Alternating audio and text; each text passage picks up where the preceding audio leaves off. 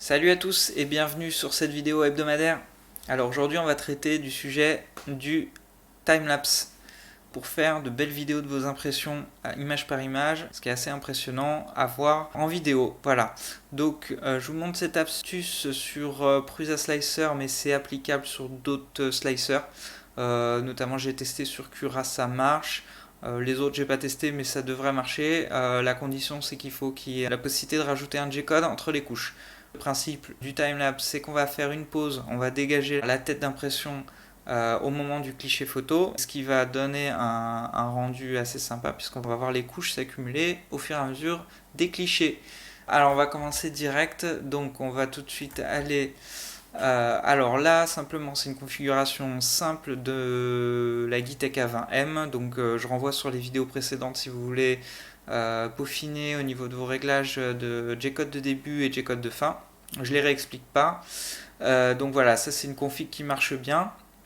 Alors, l'idée c'est que on a encore la possibilité de rajouter des G-codes dans le G-code personnalisé de la config qui se trouve là, donc au changement de couche, avant le changement de couche, après le changement de couche, au changement d'outil.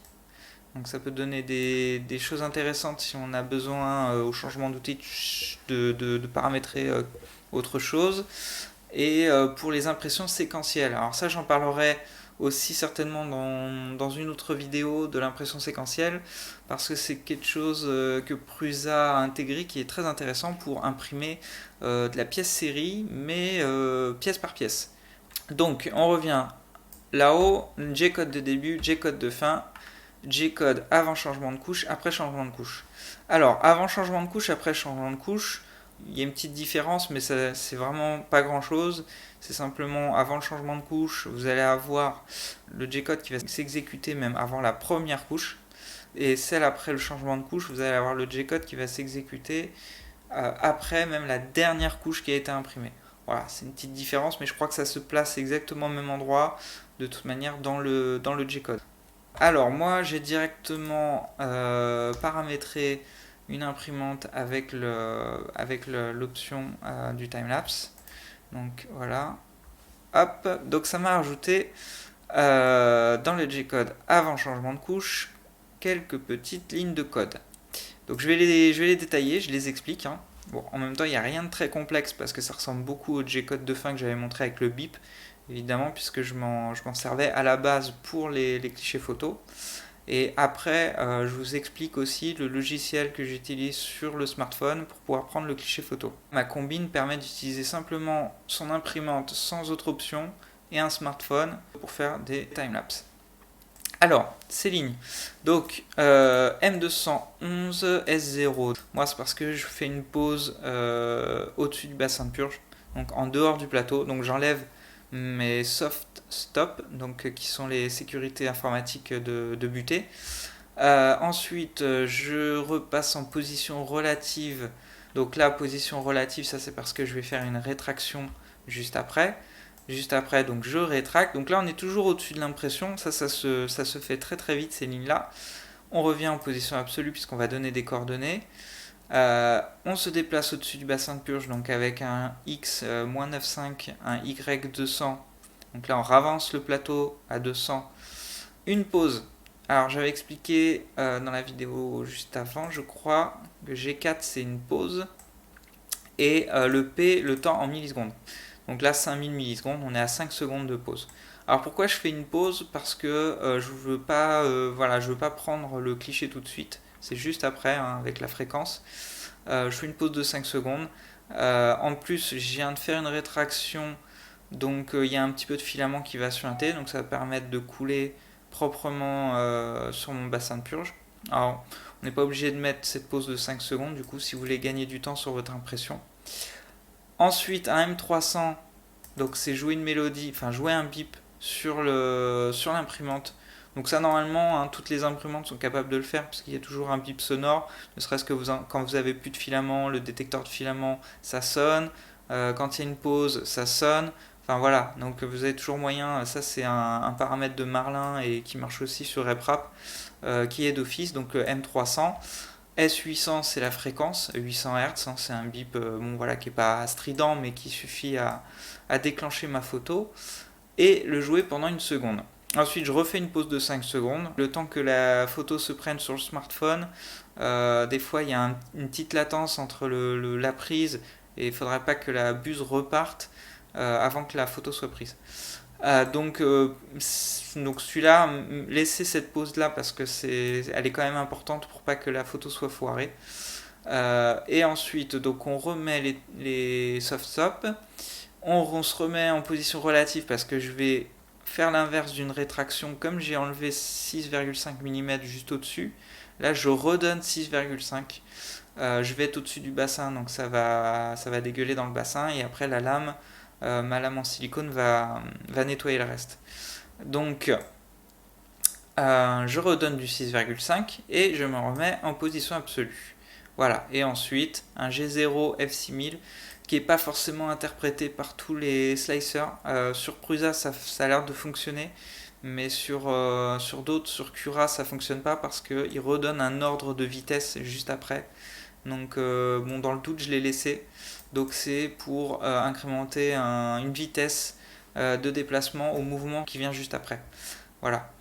Donc c'est aussi simple que ça en fait, ce petit G-code qui va vous permettre de faire une pause et de déclencher une photo. Alors là maintenant je vous explique donc pourquoi on joue une fréquence. Pourquoi on joue une fréquence? Alors là ça va se jouer sur le téléphone portable. Il faut télécharger Open Camera, qui est un logiciel open source en fait, une appli open source qui est assez bien foutu, développé vraiment pour la photo. Tout le monde pourra se le procurer sur iPhone ou sur Android. Donc voilà, là on est sur le mode photo, on va rester sur ce mode là. Et ensuite on va pouvoir déclencher les photos par un son. Donc en fait, c'est des options qui commencent à être assez courantes hein, finalement sur les smartphones. En général, c'est plutôt un cheese pour déclencher la photo. Ça permet d'avoir le smartphone loin ou faire un selfie. Donc je vous montre là dans paramètres. Là, on va dans plus de paramètres. Et en dessous, voilà, on a une option contrôle audio. Alors cette option, c'est celle-là qui va déclencher le cliché. Donc on clique dessus et voilà, on a plusieurs options. Alors aucun ça le désactive hein, clairement. Bruit fort ou commande vocale cheese. Voilà, c'est ce que je vous disais tout à l'heure. Quand on fait un cheese, ça prend le cliché. Moi j'ai mis bruit fort. Voilà, parce que simplement il va réagir, il va prendre un cliché, il va réagir à un bruit, un claquement. Voilà, vous claquez les doigts, ça va prendre la photo. Je vais vous montrer ce que ça donne.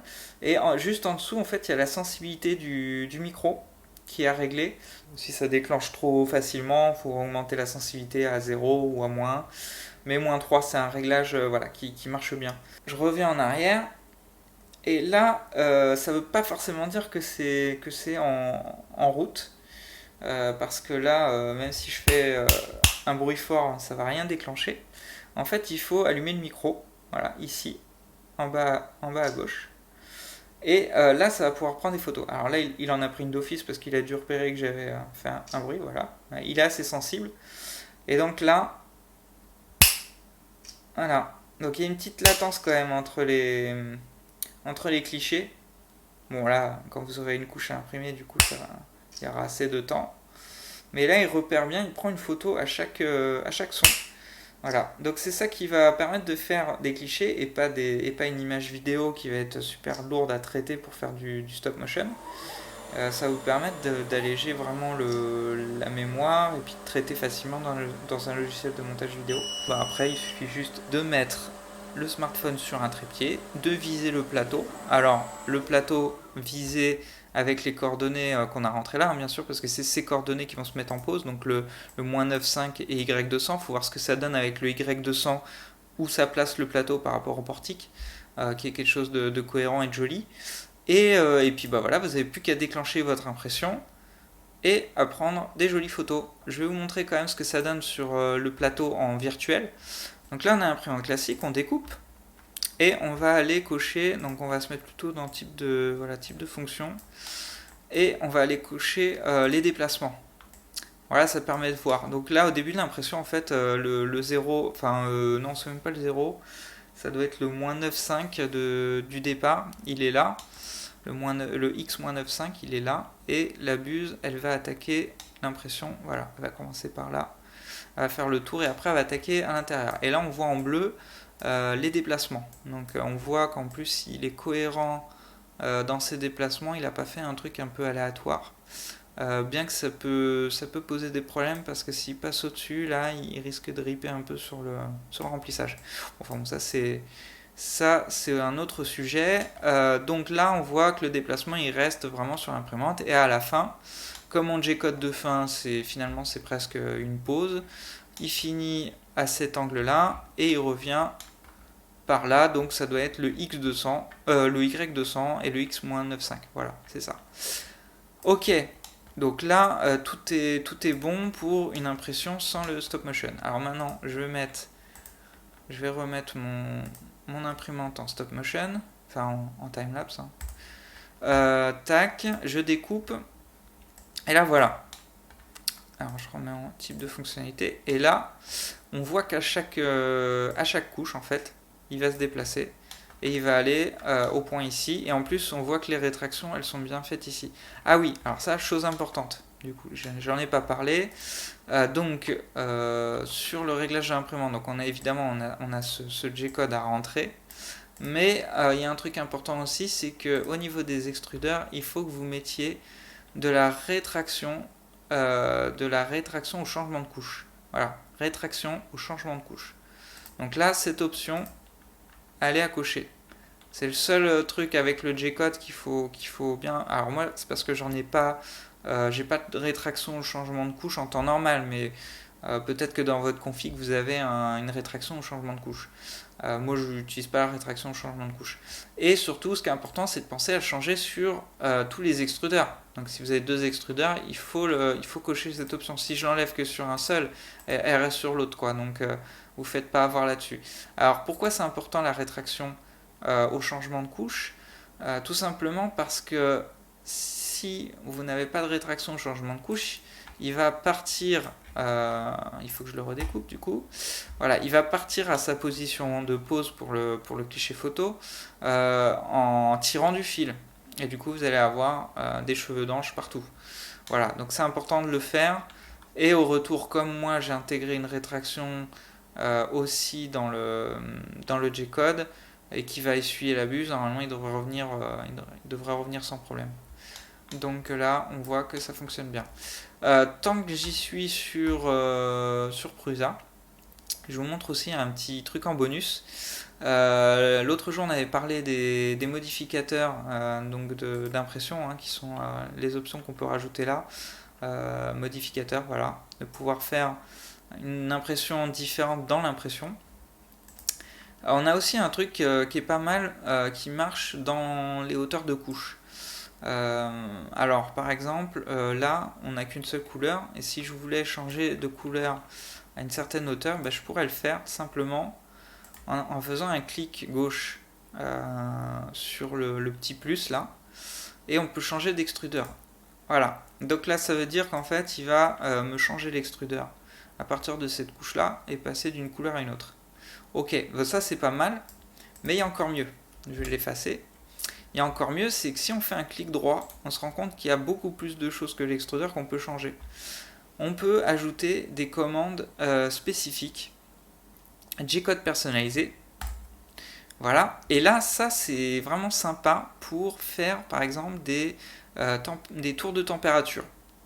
Parce que la plupart du temps, la tour de température, on la découpe, on l'extrait le G-code et après dans le G-code on vient modifier à chaque couche intéressante, enfin chaque couche qui nous intéresse, on va modifier la température en intégrant une nouvelle température. Là on peut le faire direct, il suffit d'y rajouter une commande M104 S, je sais pas, on va passer à 210 à 205 S205 et là bim, ici il nous a rajouté un changement de température. Voilà, il marque qu'il y a le petit G-code M104 S205. Voilà, on a notre tour de température découpé. On a les déplacements, c'est pour ça qu'on a autant de trucs. Et en fait, au lieu d'aller bidouiller le G-code qui va être exporté, je vais le faire directement ici en fait. Hop, là je sais que je vais passer à 215 degrés, donc simplement je repère la couche. Tac, à partir de là, hop, clic droit, ajouter un G-code personnalisé. 200, on a dit combien? 215. 215. Tac. Hop, là j'ai un 215. À partir de là, il passe en 215.